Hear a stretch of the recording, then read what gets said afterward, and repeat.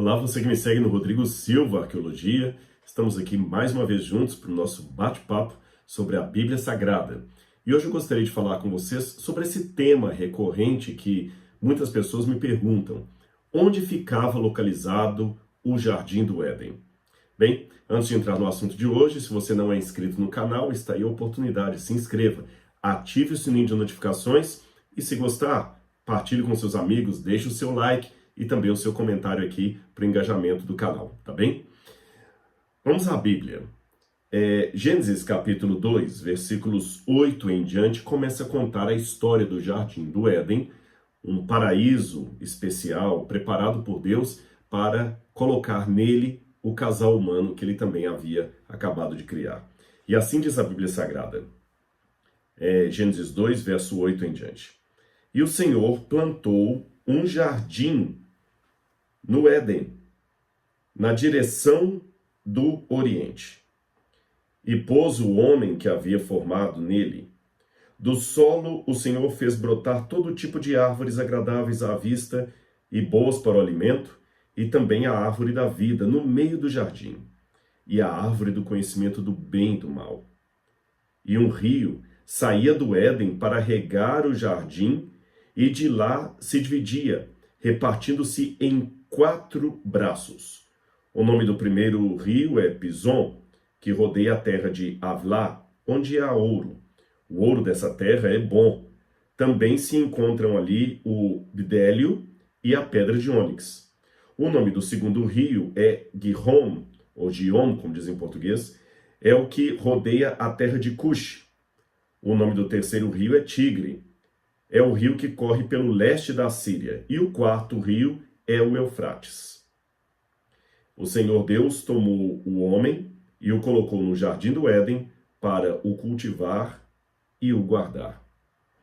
E onde ficava esse jardim? Bom, eu me lembro de uma vez que um idoso pastor falou comigo que ele teve o privilégio de ir o mais próximo que ele poderia do Jardim do Éden. Ele se referiu a uma experiência que ele teve quando visitou o Iraque e ali esteve no rio Eufrates, bem lá perto, lá embaixo, quase próximo ao Golfo Pérsico. Eu ainda não tive o privilégio de conhecer o Iraque. Da lista dos países bíblicos ou de histórias bíblicas que eu ainda preciso conhecer, o Iraque está lá. O Iraque e a Síria, lugares onde eu não pude entrar até hoje por causa, infelizmente, da guerra. Mas um dia, a menos que Cristo volte antes, eu espero poder conhecer esses 2 países, o Iraque e a Síria. E nesses países você tem, de fato, os 2 rios, com nomes que são idênticos aos mencionados aqui na Bíblia, o rio Tigre e o rio Eufrates. Juntos, essa parte que vem desde os Montes Zagros, lá no Irã, até passando aqui embaixo, assim, formando uma lua crescente, é o lugar chamado Crescente Fértil, ou Mesopotâmia. Aliás, o nome Mesopotâmia vem justamente da junção de 2 palavras gregas. Meso, que significa intermediário, no meio de, e potamos, que significa rio, tá certo? Então, entre terra, entre rios, Mesopotâmia, entre os rios. E os rios seriam, obviamente, o Tigre e o Eufrates. Várias perguntas sobem à nossa mente aqui. Será que esse pastor que disse ter ido mais próximo do rio Eufrates estaria correto? Ele falou isso certamente baseado na passagem da Bíblia que fala que dos 4 rios mencionados em ligação com o Jardim do Éden, você tem 2 deles chamados Tigre e Eufrates, que são os rios que estão ali na Mesopotâmia. Aliás, muitos aldeães ou cidadãos daquela terra falam, realmente aqui ficava o Jardim do Éden. Será isso verdade? Nós temos alguns problemas aqui para resolver com relação a esta localização do Jardim do Éden, que pode parecer apenas uma curiosidade sem sentido, mas dá para a gente tirar uma lição espiritual que eu vou fazer no final desse vídeo. O primeiro problema é que quando você vê a descrição aqui, ela parece uma descrição geográfica bem atual.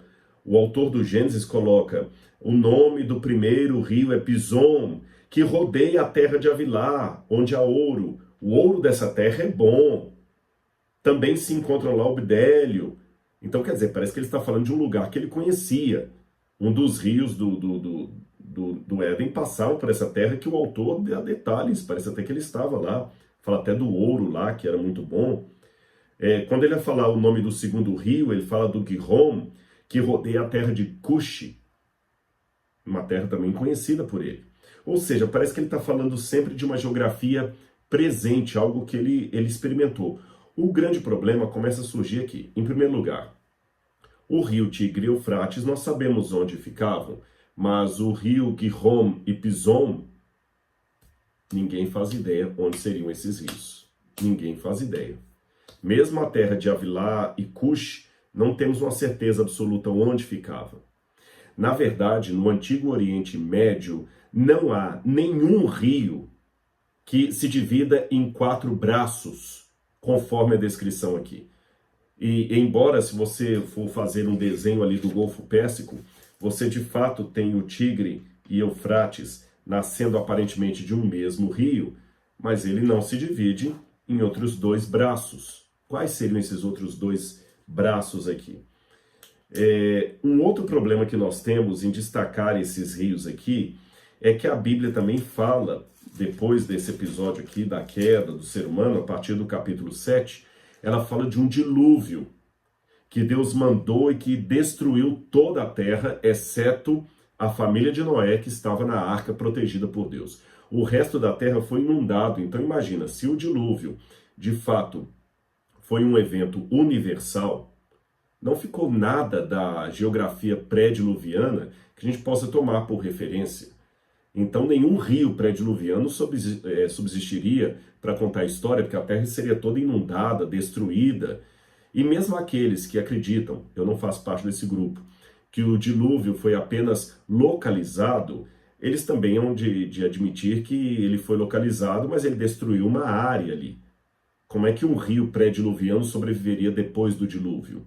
Não faz sentido isso aí. Os rios mudam de curso, fora o fato, como eu já falei, que não existe geograficamente nenhum rio que dá 4 braços ali na região do Oriente Médio, exatamente 4 braços, e o Tigre e o Eufrates que temos hoje são 2 braços. Onde é que estão o Gihon e o Pison? Nós temos outro problema aqui, que quando você vai ler aqui o verso 14, fala assim: o nome do terceiro rio é Tigre, é o que corre pelo leste da Assíria. Ora, veja bem, de fato esse aqui no hebraico não fala a palavra tigre, mas os comentaristas e hebraístas estão de comum acordo que se refere ao rio Tigre. Isso aqui não há dúvida na academia. O problema é que o rio Tigre atualmente, ou pelo menos no tempo da antiguidade, ele não passava ao lado da Assíria, mas dentro dela. E aqui diz, o rio Tigre que corre pelo leste da Assíria. No original hebraico está o rio Tigre que corre em frente à Assíria. É porque sempre que eles iam descrever o Oriente, eles descreviam na perspectiva de algo que está de frente de.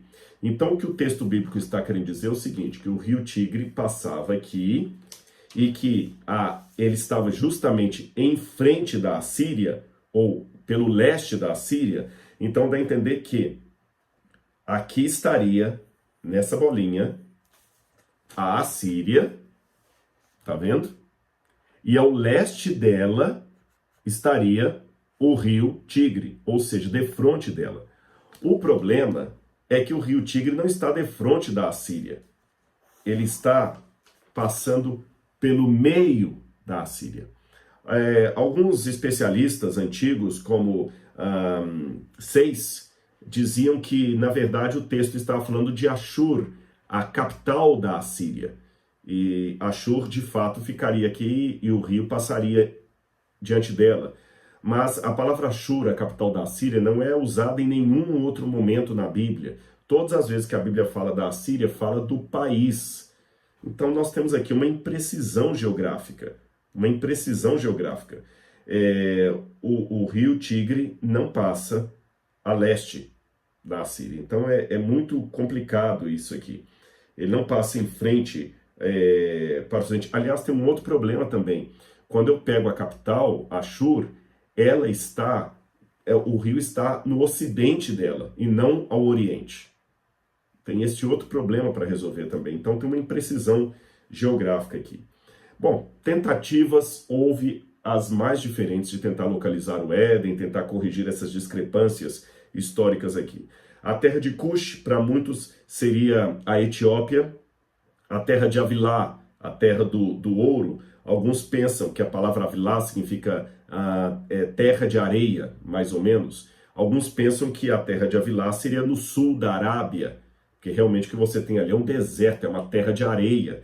Então, no sul da Arábia que ficaria a terra de Avilá.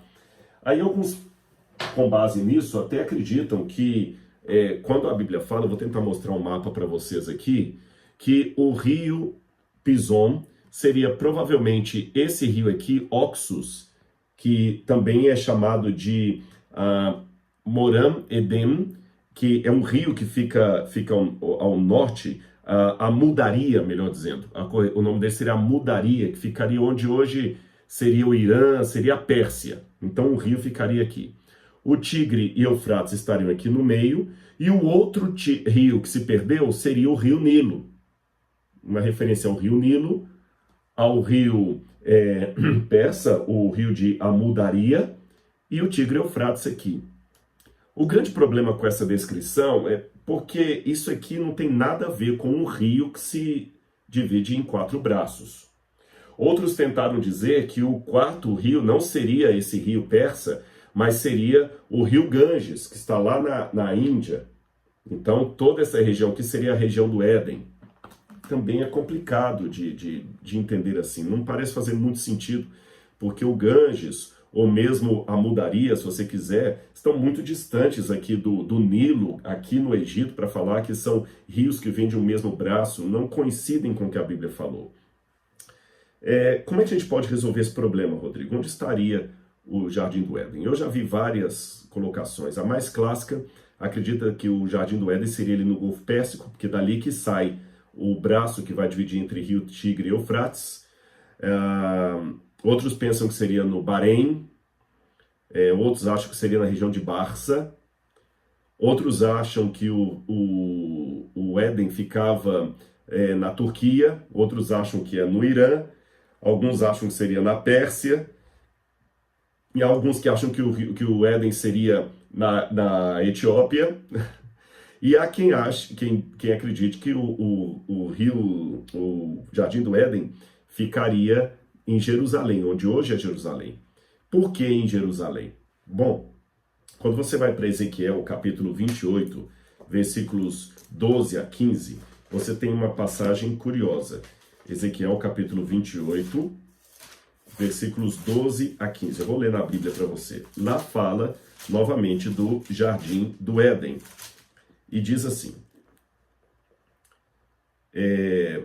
fala assim, filho do homem, profetiza contra o rei de Tiro, que é uma figura até do diabo, e diz-lhe, assim diz o Senhor, você era o modelo da perfeição, cheio de sabedoria, cheio de formosura, você estava no Éden, jardim de Deus, e se cobria de todas as pedras preciosas, sárdio, topázio, diamante, berilo, ônix, jaspe, curbúnculo, safira, esmeralda.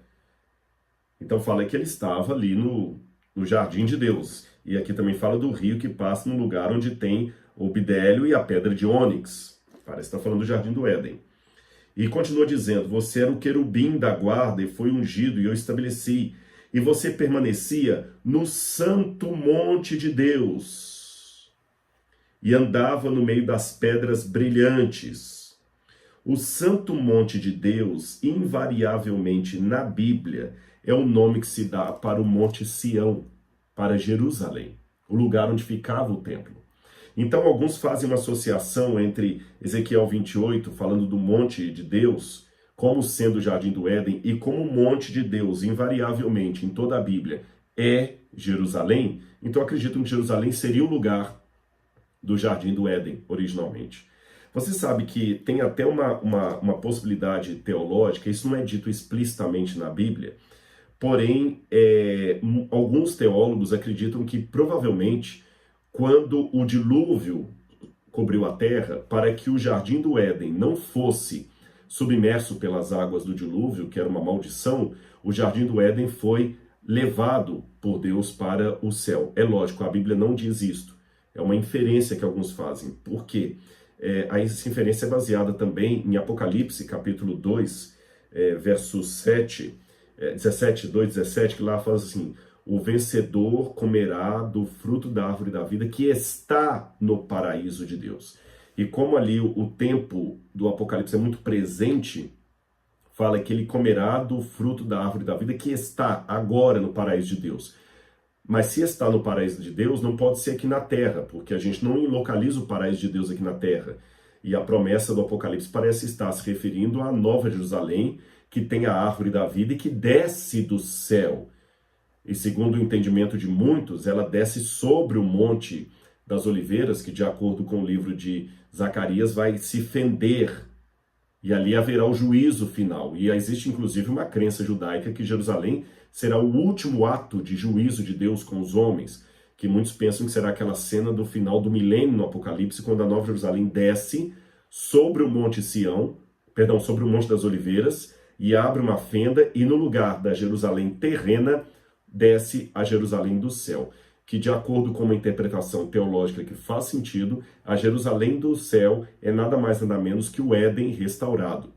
Então é a partir dessas inferências que alguns deduzem que o Éden não foi de certa forma abandonado por Deus, tanto é que ele deixou querubins ali protegendo a árvore da vida, mas Deus também não o destruiu no dilúvio, porque se Deus tivesse destruído o Éden no dilúvio, não faria sentido João fazer referência à promessa de Deus que o vencedor comerá do fruto da árvore da vida que está no paraíso de Deus. Então por isso deduz-se que o paraíso não foi destruído. Se ele não foi destruído e ele não está na terra, então Deus o transportou para o céu. Mas isso, como eu disse, não está explicitamente na Bíblia, é uma inferência que muitos fazem. Seja como for, Rodrigo, onde ficava o Éden? Alguns teólogos liberais, como Robert Alter, falam o seguinte: é bobagem procurar o jardim do Éden, porque essa primeira parte aqui do Gênesis é proto-história, isso aqui é novela. Gênesis 1 a 11 é bem diferente do estilo literário de Gênesis 12 em diante, que fala dos patriarcas. Ali parece histórico, o anterior parece mitológico. Porém, isso não é um consenso, não. Há hebraístas sérios, como Ephraim Spicer, que diz que não, que o prefácio do Gênesis é histórico. E ali é o prefácio da história que virá depois do capítulo 12. E até a forma como descreve aqui o Bidélio e tudo, então alguns pensam que existe alguma historicidade, sim, no Gênesis. Mas se houve essa historicidade, o dilúvio cobriu a terra, por que eu posso dizer que esses rios aí é onde estaria localizado o Jardim do Éden?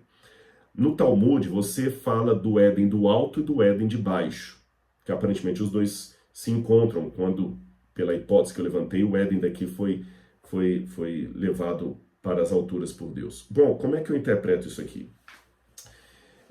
Eu, aparentemente, irmãos, não creio que o rio Tigre e Eufrates de hoje correspondem ao Tigre e Eufrates mencionado aqui no livro do Gênesis.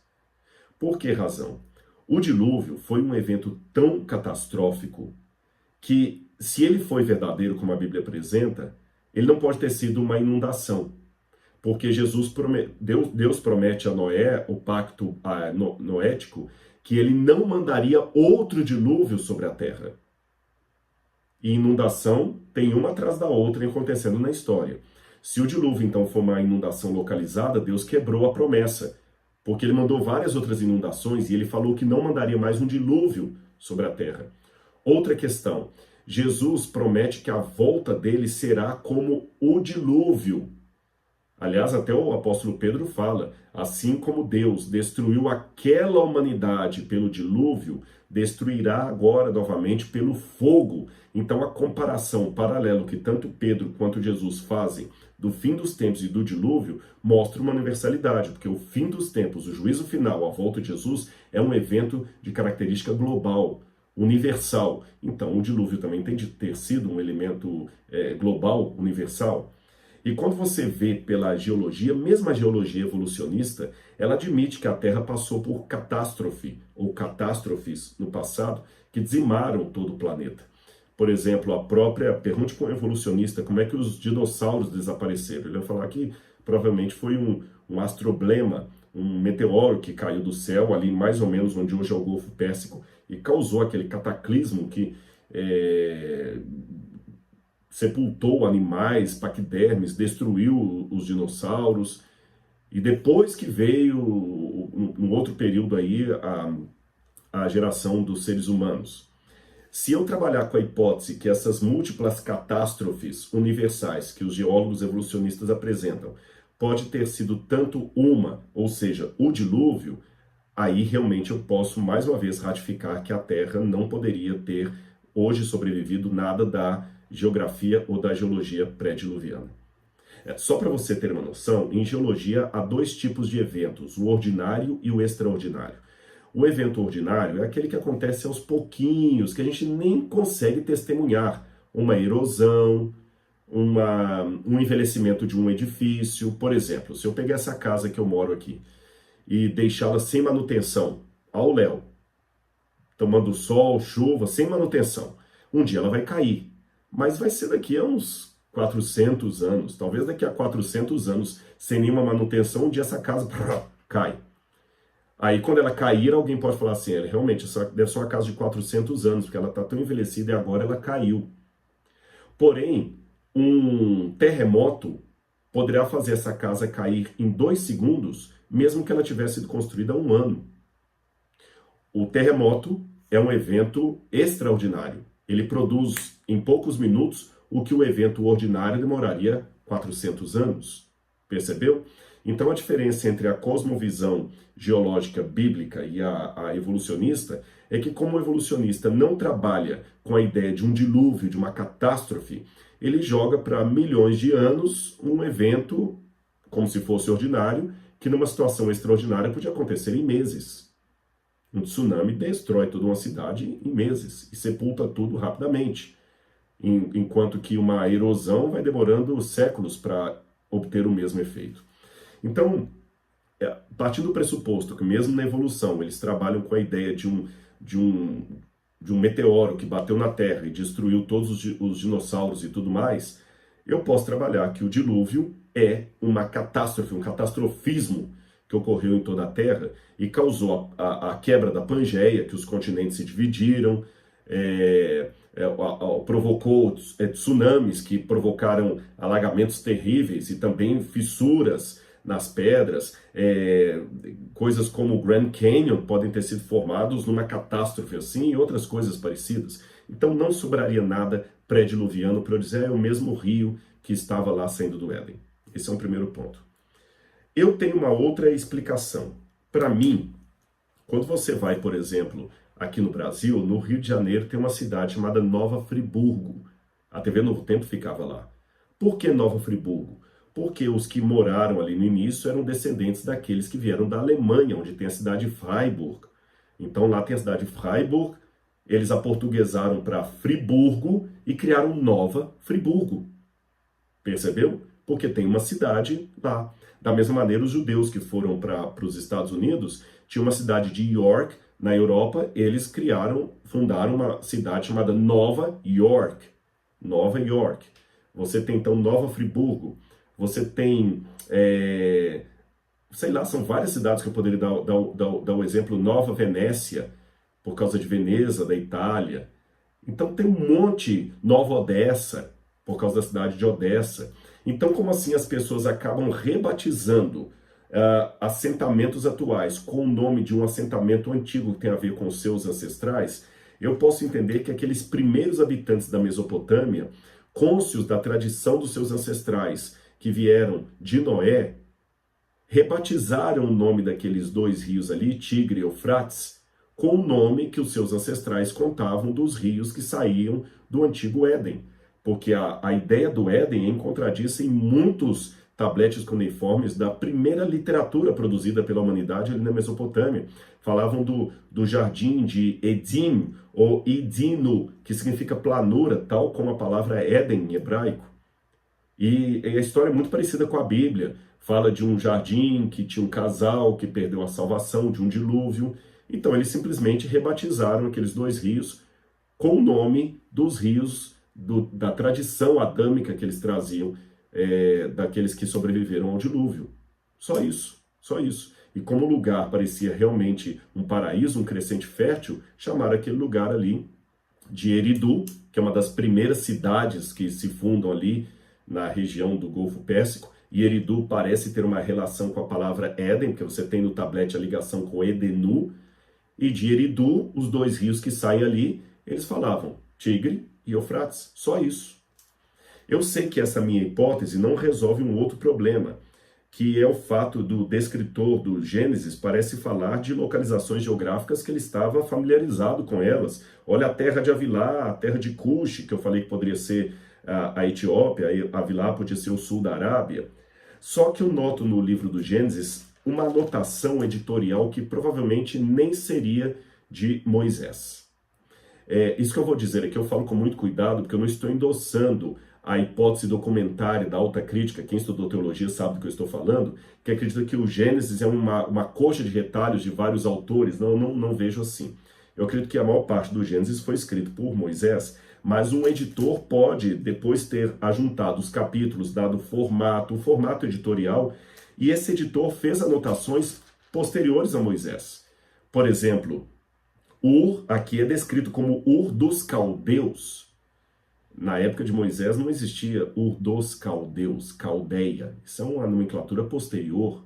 Então você vê que alguém fez ali uma atualização do texto para fazer uma referência, mais ou menos, do que ele quer dizer.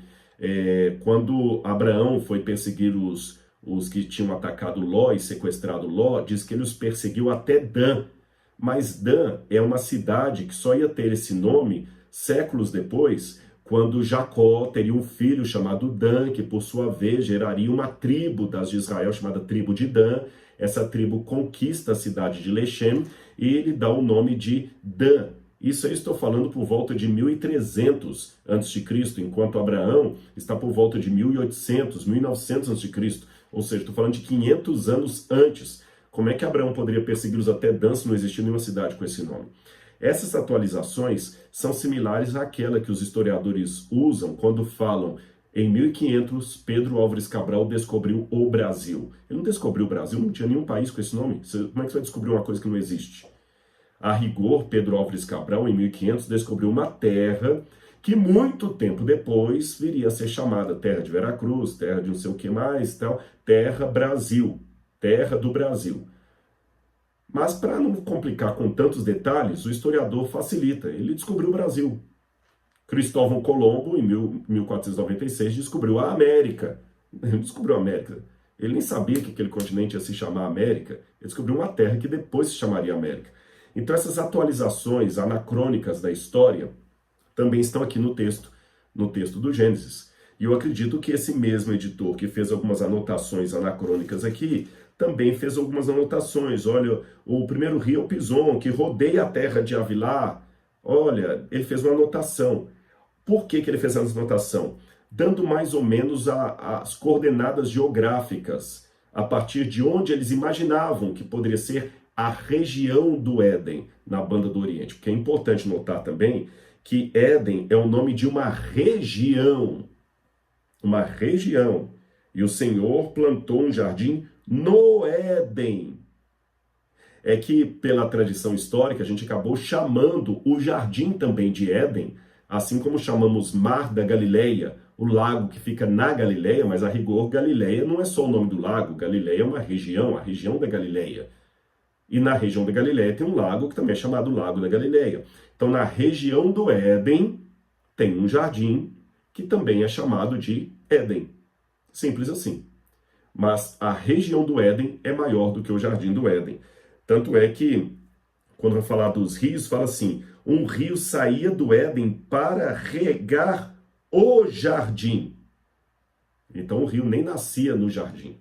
Ele nascia na região para regar o jardim.